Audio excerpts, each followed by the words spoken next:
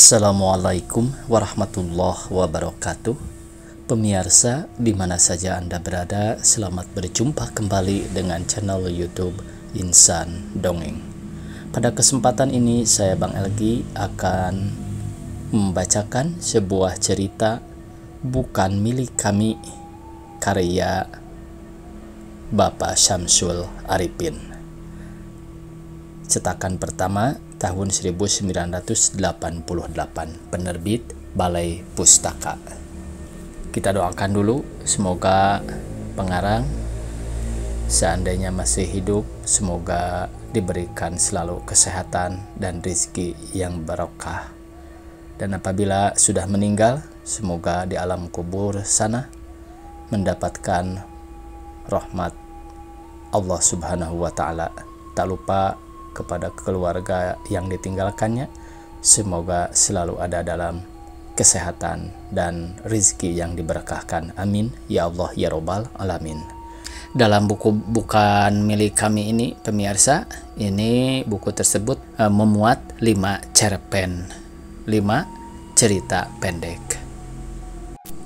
Cerpen yang pertama yang berjudul Malam-malam Ia Pergi.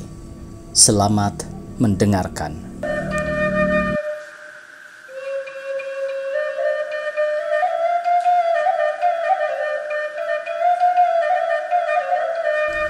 Barangkali hal itu tidak akan memusingkan benar apabila keadaanku tidak sebagai sekarang.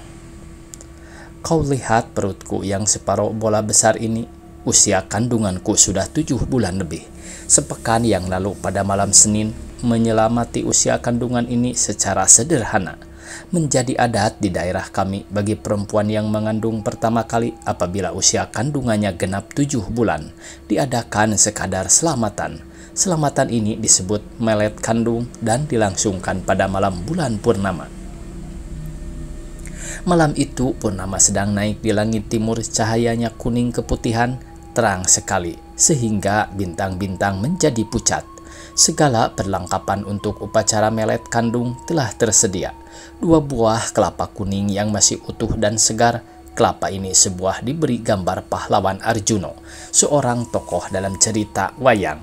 Juga dituliskan kalimat syahadat dalam huruf Arab, Asyhadu alla ilaha illallah.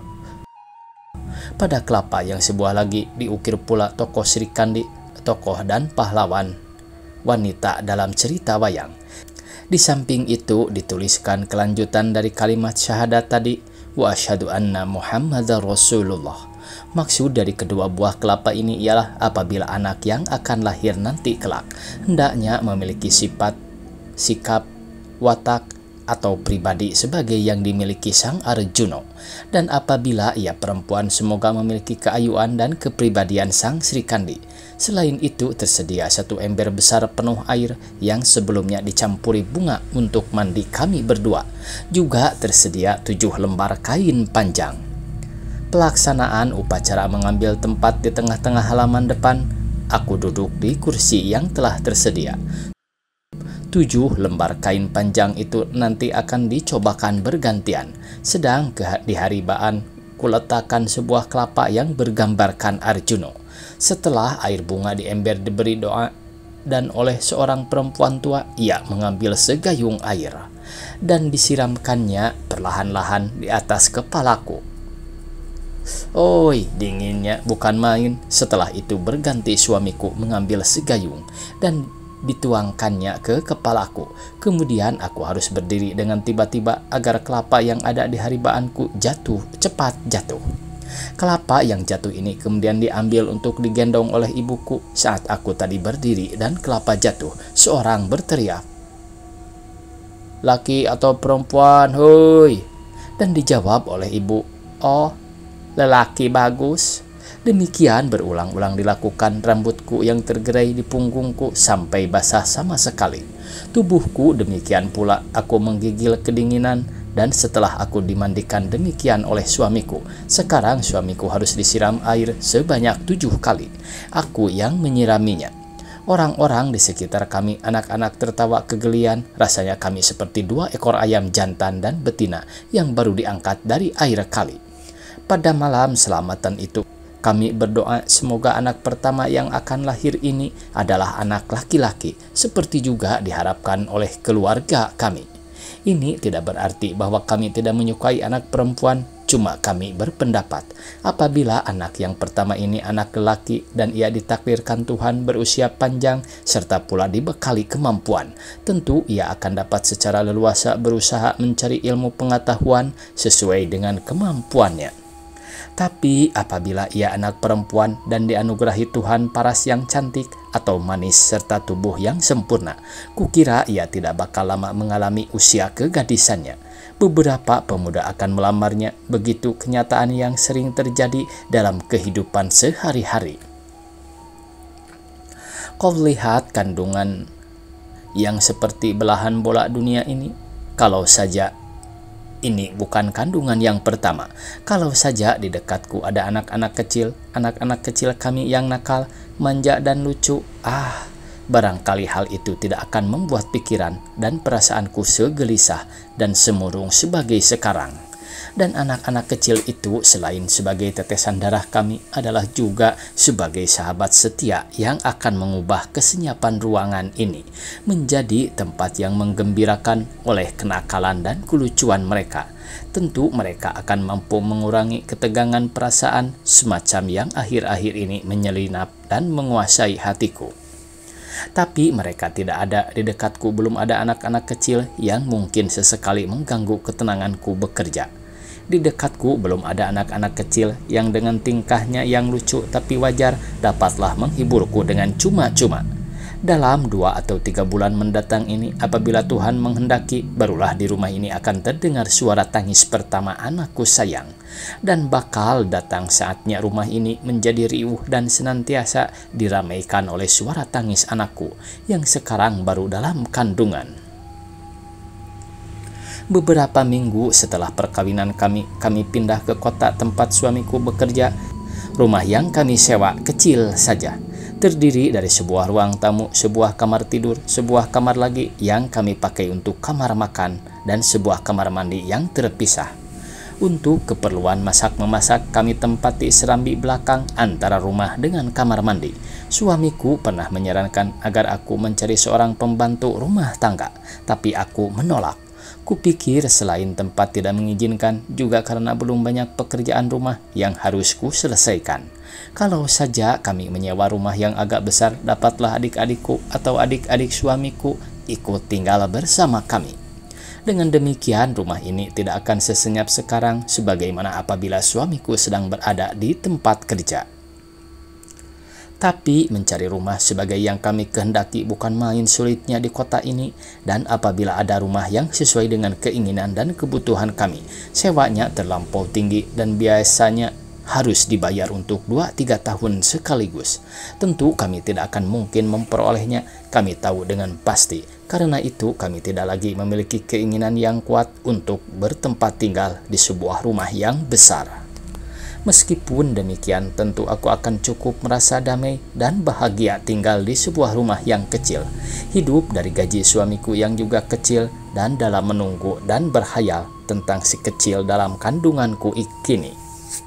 Aku akan cukup menerima keadaan yang sederhana dengan segala kewajaran dan tawakal, kalau saja tidak ada hal-hal yang dapat meresahkan hati sebagai yang akhir-akhir ini ku alami. Aku tidak mengerti mengapa akhir-akhir ini suamiku bersikap demikian terhadapku. Aku tidak ingat lagi sejak kapan mulai perubahan sikap suamiku itu. Barangkali karena aku sering sibuk sendiri berhayal tentang bayi dalam perutku ini. Sesekali aku terdiam dengan tiba-tiba apabila perasaanku seolah-olah dipagut oleh gerakan kecil dalam kandunganku. Apabila aku sedang mencuci atau menyetrika atau sedang membaca-baca tanpa disadari, aku telah menghentikan pekerjaanku apabila secara tiba-tiba pula sekecil di dalam bergeliat lembut. Sekali pernah jari telunjukku tertusuk jarum ketika aku asyik menjahit bakal popok anakku. Tiba-tiba dinding perutku sebelah dalam, seolah-olah dipukul oleh tangan yang kecil dengan gerakan halus. Lalu seluruh perhatianku tidak lagi kepada jahitanku. Ku coba meneruskan pekerjaanku, tapi jarum yang kupegang dengan jari-jari tangan kanan tidak menusuk kain jahitan tapi malah jari tangan kiriku yang kena tusuk. Terpaksa aku meletakkan kain jahitan, memandang lurus ke depan, dan mencoba merasakan gerakan yang paling lembut pun dalam kandunganku. Dalam keadaan demikian hatiku bertanya, apakah bayi yang bakal lahir ini benar-benar lelaki? Aku berdoa, semogalah demikian dan semogalah ia selamat dan sempurna. Suamiku sekarang menjadi seorang pendiam, bahkan kerap kali lebih menunjukkan wajah pemurung. Marahkah dia kepadaku? Aku bertanya dalam hati. Tapi aku merasa tidak pernah membuat kekeliruan kepadanya. Aku berusaha menyediakan apa saja yang dia perlukan. Aku berusaha menyiapkan sarapan dan kopi pagi yang hangat sebelum dia selesai mandi. Aku selalu menemaninya makan siang atau malam. Dan apabila ia sedang pergi dan terlambat pulang, aku menunggunya agar dapat makan bersama. Aku berusaha untuk bersikap sabar dan diam apabila ada sesuatu yang kurang menyenangkan perasaanku. Dan aku selalu mencoba untuk membenahi dan membereskan setiap kewajiban dan tugas-tugas rumah tangga apabila hal itu menyangkut kebutuhan suamiku. Aku kerjakan tugas-tugas sehari-hari sesuai dengan kemampuan dan keadaanku sebagai sekarang ini. Akhir-akhir ini pulang dari kantor ia menyapa dengan patah-patah kata yang kering setelah ia menyandarkan sepedanya di dinding belakang rumah. "Kau sudah makan?" bertanya ia kepadaku tanpa memandangku. "Belum," jawabku selembut-lembutnya. "Aku menunggumu." "Tak usah menunggu. Kapan kau suka, makanlah." Itu saja dan dia diam sampai kami di meja makan, sampai dia meninggalkan meja, dan sampai dia nanti tidur siang. Dan aku jadi terdiam sendiri dengan hati bersemarak tanya, mengapa dia demikian dingin terhadapku? Apakah masakanku tidak lagi sesuai dengan seleranya, sehingga dia makan tidak selahap dulu? Ataukah aku telah berbuat sesuatu yang tidak menyenangkan hatinya? Tapi mengapa dia tidak mengatakannya? Atau sedihkah dia? Tapi apa yang dia sedihkan? Kesedihan adalah seperti juga kegembiraan, ia cepat menular kepada orang yang paling dekat, dan kemurungannya telah membuatku menjadi murung pula, walaupun mungkin alasan yang menyebabkan masing-masing kami murung itu berlainan. Pergaulan kami yang akrab dan hangat ketika bertunangan dan pekan-pekan pertama permulaan perkawinan kami yang diisi dengan senda dan tawa memancarkan kegembiraan dan menggemakan kebahagiaan melulu merasanya. Kini begitu hidup dalam kesadaranku, aku ingat percakapan kami pada suatu malam. "Kau ingin punya anak berapa, manis?" Suamiku bertanya hampir berbisik lirih dan lembut sambil memainkan rambut di dahiku. "Seperti keinginanmu, Mas." Aku menjawab. "Aku ingin dan aku mohon semoga anak kita yang pertama kelak anak lelaki yang memiliki pembawaan dan kemampuan salah satu cabang kesenian." Suamiku tidak menjawab, dia tersenyum dan memandangku lembut. Kemudian, "Kenapa begitu? Lihat, apakah dia seorang penulis atau pengarang, pelukis atau komponis? Dia adalah seorang yang berjiwa lembut, penuh kasih dan sederhana. Dan apabila ia berhasil dalam bidangnya, oh, namanya akan terpahat abadi dalam sejarah." Suamiku masih juga senyum dan memandangku lembut-lembut. "Dari mana kau tahu bahwa orang-orang macam itu mempunyai jiwa yang lembut, penuh kasih sayang dan sederhana?" "Aku pernah menonton konser. Aku suka membaca sajak, cerita atau novel dari pengarang-pengarang kenamaan dalam maupun luar negeri, seperti Mokhtar Lobis, Khairil Anwar, Arsul Sani. Aku senang membaca karya-karya Hemingway, Dostoyevsky, Shakespeare, Esbach, dan lainnya. Dengan menyaksikan dan memahami hasil-hasil karya mereka, dapat aku memastikan bahwa pengarang dan seniman pada umumnya memang demikian, halus, lembut, agung, dan sederhana. Itulah jiwa mereka. Karena itu, aku mengharapkan benar semoga anak kita yang pertama memiliki bakat-bakat agung demikian." Dan dia tersenyum lagi, mungkin senyum mengerti atau senyum menyetujui, atau barangkali senyum bangga dia telah berhasil memperistrikan aku. Tapi akhir-akhir ini dia tidak demikian. Dia tidak lagi suka tersenyum. Dia tidak ramah dan lembut sebagai dulu ketika kami lagi bertunangan atau pada permulaan perkawinan. Kalau saja sikap demikian tidak kualami pada saat keadaanku mengandung tua begini, barangkali hal itu tidak akan memusingkan benar. Barangkali dia tidak mengetahui atau lupa bahwa perempuan yang sedang mengandung tua membutuhkan lebih banyak cinta kasih serta kesayangan dari suaminya. Perempuan yang mengandung tua mengharapkan lebih banyak sikap ramah dan lembut dari suaminya. Perempuan yang mengandung tua ingin lebih dimanjakan oleh suaminya. Tapi tidak demikian yang kualami sekarang. Suamiku tidak lagi memberikan kasih sayang yang lembut dan sikap ramah sebagai yang aku harapkan. Ia selalu berwajah murung dan tak acuh kepadaku. Betapa sepinya hati ini. Betapa sepinya hati menerima sikap dingin suamiku akhir-akhir ini. Saat-saat begini sepi dan sedih. Semua kenangan dari peristiwa-peristiwa yang manis yang pernah kualami masa yang lewat kini kembali muncul ke permukaan kesadaranku. Dan peristiwa-peristiwa masa lampau yang manis itu sekarang terasa lebih manis.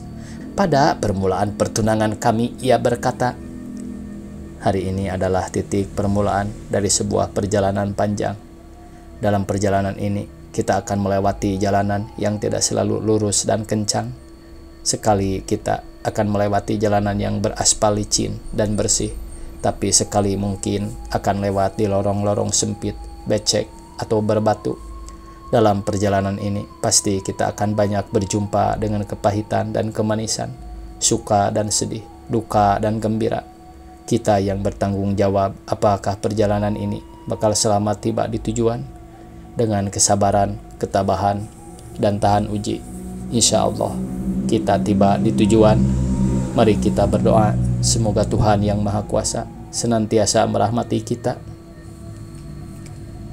Memang demikian kukira kehidupan ini adalah sebuah medan yang isinya adalah kemanisan dan kepahitan, duka dan gembira. Sekali cuaca akan panas dan sekali akan segar oleh siraman air hujan.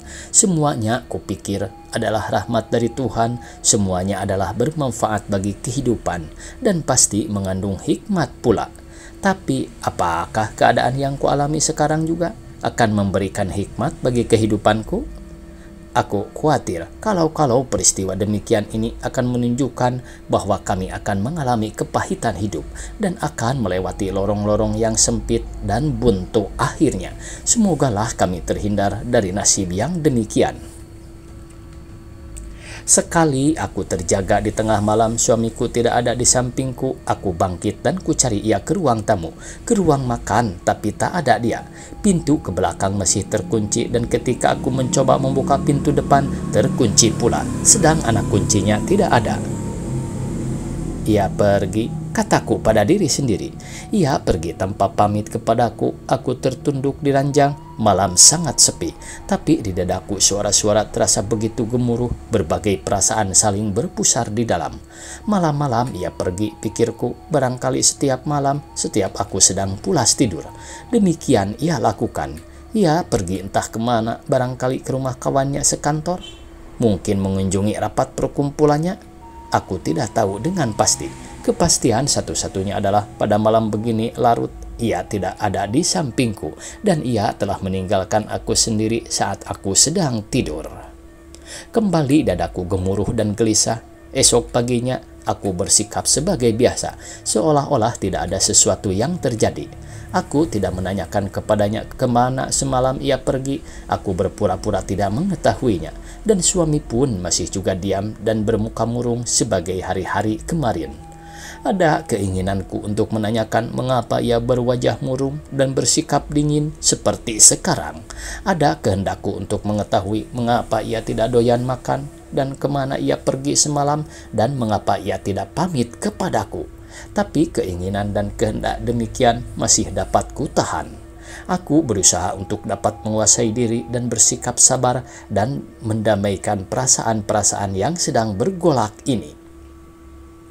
Malam berikutnya aku pura-pura tertidur seolah kepayahan suamiku sedang mengerjakan sesuatu di meja tulisnya. Aku menunggu kalau ia akan pergi lagi seperti malam kemarin. Keadaan sebagai kusangka semula ia pergi meninggalkan aku seorang diri tanpa pamit dan mengunci pintu dari luar. Untung masih ada kunci cadangan yang dapat kupakai untuk membuka pintu depan itu. Sekarang aku berada di belakang pintu, aku dengar langkah-langkahnya yang ringan. Beberapa detik kemudian suara langkahnya tidak lagi kudengar. Hatiku kembali gelisah dan bimbang. Apakah aku akan keluar dari rumah ini dan mengintainya dari belakang? Kemana gerangan dia pergi pada malam larut begini? Pantaskah kalau sendirian berjalan pada malam begini? Tapi suara-suara lain di hatiku mendesak agar aku keluar dari rumah ini, mengikutinya kemana ia pergi dan entah apa lagi yang harus ku kerjakan nanti. Akhirnya aku memutuskan pintu kubuka dan kuikuti ia sampai di pintu halaman. Ia berjalan ke arah utara dan betapa gemasnya hatiku melihat suamiku menuju ke utara itu. Kegelisahan yang selama mengaduk perasaan sekarang bertukar dengan rasa cemburu yang dalam. Aku mengetahui dengan pasti kemana suamiku pergi pada malam-malam begini. Dari simpang 3 di utara itu, ia membelok dan terus ke utara lagi. Dan engkau tahu bahwa perkampungan di sebelah kiri jalan itu adalah perkampungan perempuan-perempuan pelacur. Aku mengikutinya terus dari belakang, mengherankan benar bahwa suamiku tidak sekalipun menoleh ke belakang. Ia melangkah lambat-lambat dan pasti, bangsat. Pasti pekerjaan sesat itu telah kerap kali dilakukannya sehingga tak merasa curiga sedikit pun dan kepada siapapun. Ia berjalan dengan tenang seolah-olah ia sedang kembali ke rumahnya sendiri di mana istrinya menunggu. Dan karena ia tidak juga menoleh ke belakang, aku berusaha melangkah lebih cepat agar aku lebih dekat kepadanya. Sambil berjalan aku berpikir, apa yang akan kulakukan kalau ternyata nanti bahwa ia benar-benar memasuki perkampungan perempuan-perempuan lacur itu. Membiarkannya begitu saja adalah mustahil. Hati seorang perempuan tidak akan mengizinkan dan membiarkan suaminya berbuat demikian. Tiba-tiba suamiku berhenti di depan sebuah gang berbicara dengan seorang lelaki. Cepat aku berlindung di bawah atap warung di tepi jalan. Kalau nanti ia membelok dan memasuki gang itu, pikirku pasti ia pergi ke perempuan lacur. Pasti. Dan betapa hancurnya hatiku sekarang saat keadaanku sedang mengandung tua begini, saat aku mengharapkan kasih sayang lebih banyak, saat aku membutuhkan keramahan yang lembut dari suamiku, ia malahan melakukan kecurangan. Betapa dendam hatiku kini saat dimana seharusnya suamiku lebih banyak memberikan kedamaian hati kepada istrinya yang mengandung. Ia malahan telah melakukan sesuatu yang haram dan terkutuk. Oh, betapa luluhnya hatiku kini menerima kenyataan ini. Jadi, perempuanlah sebabnya. Karena ada perempuan lain, itulah maka ia tidak enak makan, menjadi pendiam dan bermuka murung. Karena perempuanlah maka ia menjadi tak acuh, menjadi lelaki dingin, dan menjadi suami yang tak lagi sudi menampakkan kasih sayangnya kepada sang istri. Perempuanlah sebabnya. Tapi apakah kesalahan dan kekuranganku sehingga ia melakukan sesuatu yang menodai kesucian cinta kami? Mengotori janjinya sendiri seperti pernah diucapkannya kepadaku beberapa tahun yang lalu. Tidak mengertikah ia? Lupakah ia? Atau memang sengaja pura-pura lupa bahwa keadaanku kini sedang mengandung tua? Dan karena itu membutuhkan kasih sayangnya? Oh, bagaimana bayi yang akan lahir ini apabila suamiku bakal bapak si bayi tidak pernah memikirkannya? Bahkan ia telah melakukan sesuatu yang rendah dan keji begini. Terkutuklah semua suami yang telah membiarkan istrinya yang sedang mengandung tua itu menderita dan ia sendiri terbenam di dalam rangkulan perempuan lacur. Terkutuklah mereka. Lelaki yang berbicara dengan suamiku itu sekarang berjalan ke utara, sedangkan suamiku membelok ke kanan memasuki halaman masjid yang pintunya berseberangan dengan mulut gang yang menuju ke perkampungan tunasusila itu. Tubuhku menggigil, kedua kaki seperti goyah, aku merasa akan jatuh, sekitar seolah-olah ikut gemetar. Tuhanku, ampuni aku berdoa. Dengan perasaan gelisah karena merasa bersalah, aku kembali pulang. Di jalan kembali, tidak hentinya aku berdoa memohon kepada Tuhan agar semua sangkaan dan pikiran buruk terhadap suamiku selama ini diampuninya. Di rumah aku tidak bisa tidur, rasa berdosa menyiksaku, aku menangis. Muka aku suruhkan ke bantal sehingga basah oleh air mata. Sekarang aku sadar betapa rendahnya pikiran dan perasaanku yang telah menuduhnya melakukan sesuatu yang hina. Ketika suamiku membuka pintu, segera aku menyerbu dan memeluknya. Lama aku tidak bisa bicara, hanya isak dan sedan mengisi kesunyian kamar. Kemudian, "Maafkan aku, Mas, maafkan aku." "Lepaskan tanganmu dulu. Mengapa menangis? Aku tidak mengerti apa yang terjadi." Tapi aku enggan melepaskan pelukanku. Aku berkata lagi, "Tidak, maafkan aku dulu. Aku bersalah." Dia tidak menjawab. Dia berusaha melepaskan rangkulan tanganku dan mendudukan aku di ranjang. Lalu ia berkata, "Katakan semua yang terjadi, semuanya." "Aku bersalah. Aku bersalah.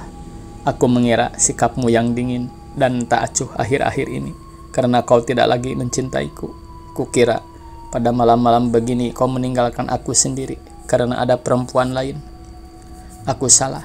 Aku salah. Maafkan aku." Ia tidak bicara, ia cuma menatapku lama-lama seperti ia menatapku untuk pertama kali beberapa tahun yang lalu. Kemudian ia tersenyum. Ia berkata dengan suara rendah dan ramah, "Bukan kau, aku yang bersalah di sini. Barangkali aku memang yang bersalah. Tapi coba lihat, seharusnya semua ini kukatakan kepadamu. Akhir-akhir ini perasaanku begitu sedih dan prihatin, memikirkan bayi dalam kandunganmu itu. Barangkali sikapku akhir-akhir ini memang berubah. Kelahiran bayi ini nanti demikian menguasai pikiran dan perasaanku. Semestinya akulah yang minta maaf kepadamu. Kalau memang kau anggap sikapku berubah atau tak acuh kepadamu, dapat aku mengerti kalau kau merasa sakit hati atau menuduhku berbuat yang bukan-bukan.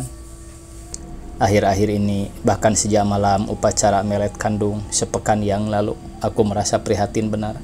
Soalnya karena kita bertanggung jawab penuh atas kelahiran bayi itu nanti. Bahkan yang lebih penting lagi ialah kita bertanggung jawab sesudah ia lahir, agar kelak ia menjadi manusia yang baik. Sejak beberapa malam yang lalu, setiap menjelang pukul 12, aku pergi ke masjid di utara sana. Semula akan kubangunkan kau dari tidurmu, agar kau tahu bahwa aku pergi. Tapi kupikir kau malah akan terganggu apabila sedang tidur nyenyak, kemudian harus bangun. Maka aku tinggalkan kau sendiri dalam tidurmu. Di masjid aku merasa lebih khusyuk bersembahyang malam. Setiap akhir sembahyang, aku berdoa semoga bayi dalam kandungan itu kelak menjadi manusia yang baik dan saleh. Semoga ia menjadi manusia yang taat melakukan kewajiban-kewajiban agamanya. Boleh saja kita berdoa dan memohon agar anak kita kelak mempunyai kecerdasan yang menakjubkan, atau memohon agar anak itu kelak menjadi orang yang berpangkat tinggi, atau menjadi pengarang yang berhasil. Tapi terutama kita harus memohon semoga ia menjadi manusia yang saleh, sebab kesalehan itulah yang akan menjiwai segala tindakannya.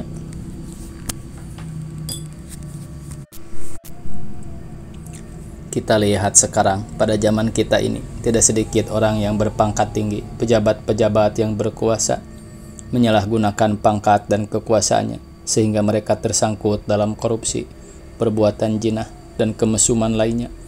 Karena mereka bukanlah manusia-manusia yang bertabiat saleh, yang taat akan agama. Marilah kita berdoa dengan segala kerendahan hati, dengan segala ketulusan dan kebersihan hati. Semoga bayi yang akan lahir kelak menjadi manusia yang saleh.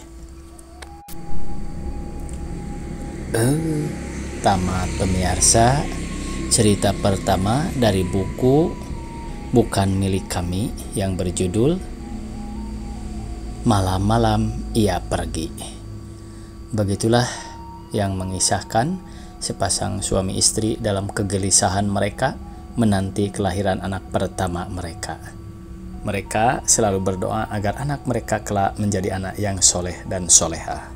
Semoga esok kita bisa berjumpa kembali. Billahi taufiq wal hidayah. Wassalamualaikum warahmatullahi wabarakatuh.